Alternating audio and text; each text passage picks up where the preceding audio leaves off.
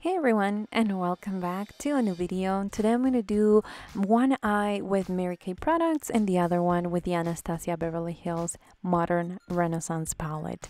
This is a series that I started on my channel some time ago, so if you want to check out the other looks that I created, some with the Lorac Pro and some with other palettes and Mary Kay, then please check out that playlist that will be on the top of the screen. Now I'm starting with the eyebrows and I'm using the pencil in Brunette. I'll have all the products in the description box down below with colors and everything that I use for this tutorial.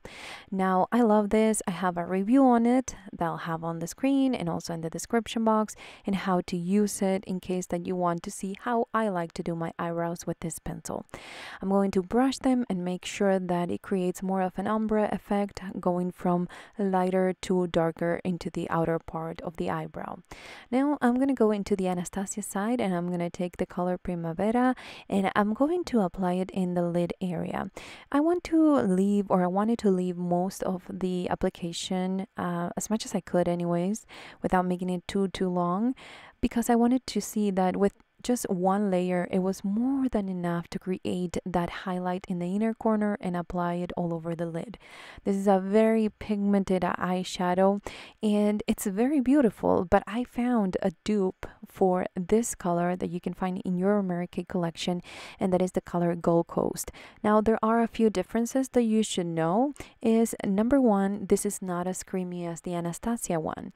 It's just a different formula. It doesn't have anything to do with the pigmentation, but since it's a different formula, I had to go and dip back the brush into the eyeshadow to get more of pigmentation and actually cover every single area that I cover on the other eye. So is this a bad eyeshadow? No, not really. It's just a different formula. I remember the Anastassia one has a lot of fallout and it's a little bit more powdery. This one, it's a little bit more thick, so that's why you have to do it in layers.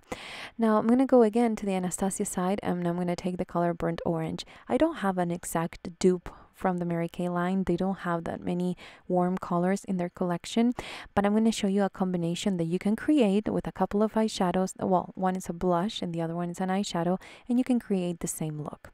Now for this color, I'm just going to apply it in the crease area and I'm going to go back and forth. I'm going to make sure that the darkest area is in the outer part of the crease, and then going from front to back to place the color. Then I'm going to go in circles, and that way I can create more of a smoky effect, but very soft. Once I apply that, you will be able to see the difference between one eye and the other one, but it's really subtle.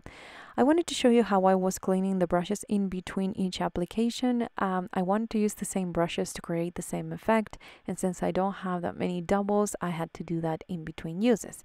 Now I'm going to use the bronzer, which is the lighter one from the Mary Kay line. I just dropped that quint and I broke one of the eyeshadows. I was so sad. But anyways, with that combination, I'm going to do the same thing, applying in the crease, going back and forth, placing the product whatever I wanted, and then I'm going to blend it. Now, again, this is something that you have to take your time and kind of blend it with the color that you have in the lid area. Not because it's a Mary Kay eyeshadow, but because if you want to create a smoky effect, a smoky soft effect, then you need to take the time to blend. Now I'm going to go to the Anastassia one, and this is the color Red Ochre, and I'm going to apply it in the outer corner and also in the outer part of the crease. I'm using a precise brush so I can make sure to create the shape that I want in the outer corner, and then blend whatever it's left into the inner part of the lid.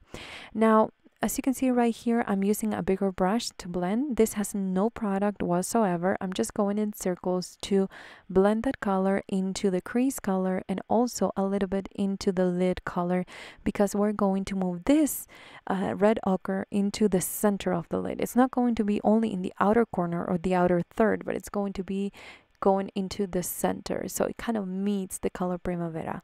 Now, this is the difference between a good eyeshadow and a bad eyeshadow. Once you start to blend them, if it's a good eyeshadow, they will really keep the color and intensity, but they will just blend and create a look. If it's a bad eyeshadow, what it does is create a muddy look that nobody likes. So as you can see, it's very easy to use both of these formulas. Now I'm using the color Watermelon from, from the duo Ripe Watermelon again, with the color Driftwood, and I'm going to create that combination with the same small brush that I clean in between uses, and I'm going to place it in the same area, the outer corner, kind of meeting the center of the lid and going into the outer part of the crease.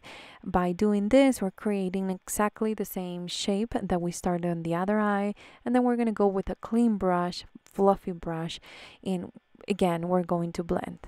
With this, it's just good quality eyeshadow on the Mary Kay side as well, so you can see no matter how much I blended, I never got a muddy look. Then I'm going to use just the Mary Kay liquid eyeliner. I love this eyeliner, especially if you are starting with makeup. I have a review on it and show you how I use it, so check that out if you're interested. Again, all the videos that I referred to will be in the description box down below.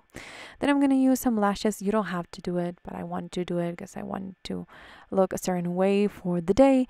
And then I apply the color Burnt Orange in the Anastassia side, and then combine the orange color from the Ripe Watermelon Duo and Driftwood to create a smoky effect in the lower lash line.